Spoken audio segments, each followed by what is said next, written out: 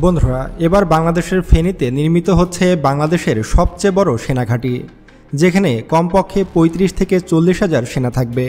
সেই সাথে এই সেনাঘাঁটিতে থাকবে যুদ্ধ tank, artillery, air defence system এবং মিসাইলের মতো ভয়ঙ্কর সব অস্ত্র। আর এই কারণেই টেনশনে রয়েছে ভারত, কারণ বাংলাদেশের কৌশলগতভাবে একটি গুরুত্বপূর্ণ অঞ্চল হচ্ছে ফেনী করিডর। ফেনী করিডরকে বাংলাদেশের চিকেন নেকও বলা হয়ে থাকে।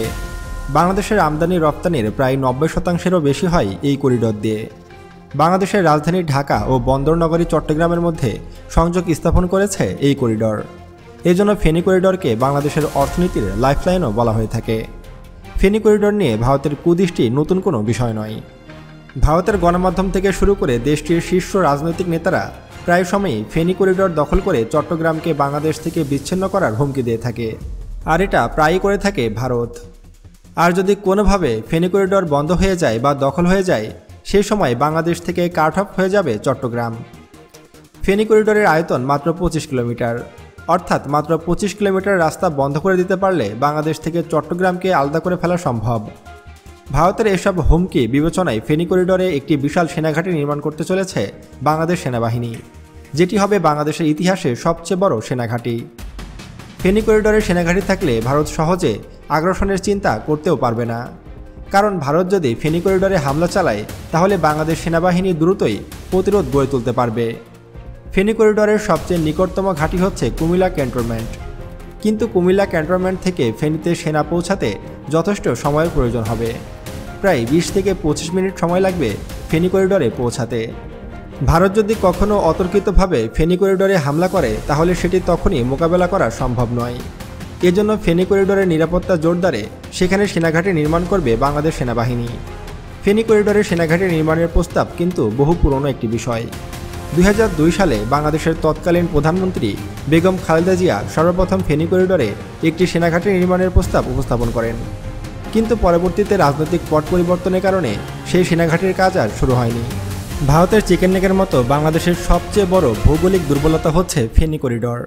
অথচ স্বাধীনতার ৫৪ বছর পরও সেখানে তেমন কোনো প্রতিরক্ষামূলক ব্যবস্থা গড়ে তোলা সম্ভব হয়নি। বরং ফেনী করিডরের মতো সংবেদনশীল একটি এলাকায় ভারতকে প্রায় ৯০০ একর জমি বিনামূল্যে বরাদ্দ দিয়েছে স্বৈরাচার শেখ হাসিনা সরকার। যদি এখন আপনি ফেনী নদীর উপরে থাকা ব্রিজটি ভেঙে দিতে পারেন, তাহলে কিন্তু বাংলাদেশ থেকে চট্টগ্রাম পুরোপুরি আলাদা হয়ে যাবে। আমরা বিভিন্ন সূত্রে জানতে পেরেছি যে ভারত এখানে গোয়েন্দা বেস তৈরি করেছে। এখানে মূলত ভারতকে ইকোনমিক জোন তৈরির নামে এ জমি বরাদ্দ দেওয়া হলেও প্রকৃতপক্ষে এটির উদ্দেশ্য ছিল ফেনী করিডরে ভারতের উপস্থিতি বৃদ্ধি করা। ২০১৫ সালে শেখ হাসিনা সরকার ভারতকে খুলনায় একটি ইকোনমিক জোন তৈরির জন্য প্রায় ৫০০ একর জমি বরাদ্দ দেয়, কিন্তু ভারত খুলনায় ইকোনমিক জোন তৈরিতে অস্বীকার করে এবং তারা কৌশলগতভাবে গুরুত্বপূর্ণ ফেনী করিডরে ইকোনমিক জোন তৈরির জন্য চাপ দিতে থাকে বাংলাদেশকে। বাংলাদেশ সেনাবাহিনীর কিছু অফিসার তখন এটির বিরোধিতা করে, কিন্তু শেখ হাসিনা ভারতের চাপের কাছে নতি স্বীকার করে তিনি ফেনী করিডরের কাছে ভারতকে প্রায় ৯০০ একর জমি বরাদ্দ দেওয়ার সিদ্ধান্ত নেন। ফেনী করিডরের মতো একটি গুরুত্বপূর্ণ ও সংবেদনশীল এলাকাতে ভারতকে ৯০০ একর জমি দেওয়া মানে হচ্ছে বাংলাদেশকে কৌশলগত নিরাপত্তা ঝুঁকিতে ফেলা। এই করিডরে ভারত যদি তাদের গুপ্তচর বাহিনী, অস্ত্র ও সেনা মোতায়েন করে, সেক্ষেত্রে বাংলাদেশের কিছুই আর করার থাকবে না। ফেনী করিডরে ভারতকে দেওয়া সেই ৯০০ একর জমিতে বাংলাদেশি বা অন্য কোনো বিদেশি বিনিয়োগকারীদের জমি কেনা নিষিদ্ধ। এমনকি ফেনী করিডরের নিকটে ভারতীয় ইকোনমিক জোনে বাংলাদেশি নাগরিকদের প্রবেশও সীমিত করে রেখেছে ভারতীয় কর্তৃপক্ষ। অর্থাৎ বাংলাদেশের বুকে যেন একখণ্ড ভারত। স্বৈরাচার সরকার শেখ হাসিনা বাংলাদেশের সার্বভৌমত্বকে ভারতের হাতে এক প্রকার জিম্মি করে রেখেছে বলা যায়। শেখ হাসিনা বাংলাদেশের কৌশলগত স্পর্শকাতর ভূখণ্ডে ভারতকে অর্থনৈতিক অঞ্চল গড়ার সুযোগ দিলেও ভারত কিন্তু তাদের নিরাপত্তার অজুহাত দেখিয়ে বাংলাদেশকে চিকেন নেকের ভূমি ব্যবহার করতে দেয় না। বিশেষ করে বাংলাদেশ চাইলেই কিন্তু নেপাল, ভুটান বা চীনের সঙ্গে সড়কপথে যোগাযোগ করতে পারে, কিন্তু সেই সুযোগ বন্ধ করে দিয়েছে ভারত। বাংলাদেশের তেঁতুলিয়া থেকে নেপালের দূরত্ব মাত্র ১৩ কিলোমিটার এবং বাংলাবান্ধা থেকে চীনের সাংহাই শহরের দূরত্ব মাত্র ১৮ কিলোমিটার, আর ভুটানের দূরত্ব মাত্র ৩০ কিলোমিটার। কিন্তু ভারত তাদের নিরাপত্তা লঙ্ঘিত হওয়ার অজুহাত দেখিয়ে বাংলাদেশের জন্য চিকেন নেক করিডর বন্ধ করে রেখেছে। বাংলাদেশ মাত্র কয়েক কিলোমিটার ভূমির জন্য সড়কপথে চীন, নেপাল ও ভুটানের সঙ্গে যোগাযোগ করতে পারছে না। ফেনী করিডর নিয়ে ভারতের আগ্রহের আরও একটি মূল কারণ হচ্ছে সমুদ্র বন্দর। বর্তমানে ভারতের সেভেন সিস্টার্সের রাজ্যগুলোর কোনো সমুদ্র বন্দর নেই। অথচ ত্রিপুরা থেকে মাত্র 25 কিলোমিটার দূরে হচ্ছে বঙ্গোপসাগর। শুধুমাত্র ফেনী করিডোরের বাধার কারণে সমুদ্রপথে আমদানি রপ্তানি করতে পারছে না ভারত। 1971 সালে মুক্তিযুদ্ধের সময়ও ভারত ফেনী করিডোরে হামলা করেছিল, কিন্তু ফেনী করিডোরে পাকিস্তান সেনাবাহিনীর শক্তিশালী উপস্থিতি থাকার কারণে সে সময় ভারত সুবিধা করতে পারেনি। কিন্তু স্বাধীনতার পরবর্তী সময়ে বাংলাদেশের কোনো সরকার ফেনী করিডোরে প্রতিরক্ষা শক্তি বৃদ্ধির কোনো কার্যকর পদক্ষেপই নেয়নি। বরং ফেনী করিডোরে বড় ধরনের সামরিক স্থাপনা নির্মাণের বুকে শেষ ব্রেক মেরেছে স্বৈরাচারী সাবেক প্রধানমন্ত্রী শেখ হাসিনা।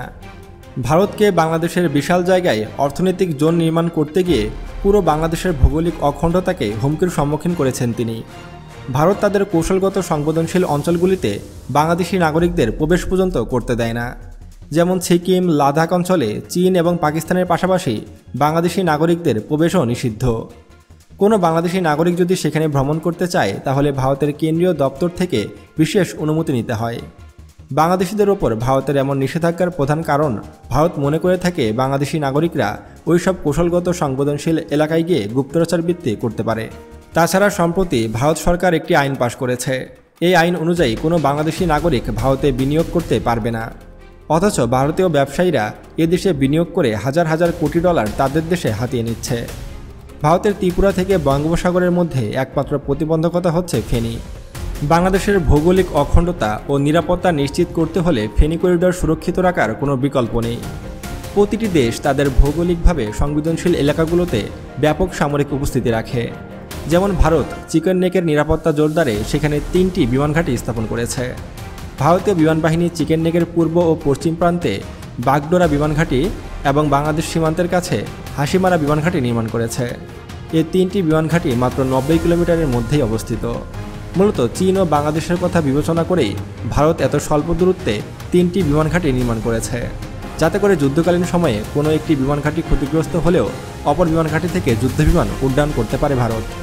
শুধু বিমানঘাঁটিই নয়, বিমানঘাঁটির পাশাপাশি চিকেন নেকের আশেপাশে কমপক্ষে 10 থেকে 12টি সেনাঘাঁটি নির্মাণ করেছে ভারত, যার মধ্যে উল্লেখযোগ্য সেনাঘাঁটি হচ্ছে জলপাইগুড়ি সেনাঘাঁটি, শিলিগুড়ি সেনাঘাঁটি, কল্পগঙ্গা সেনাঘাঁটি ইত্যাদি।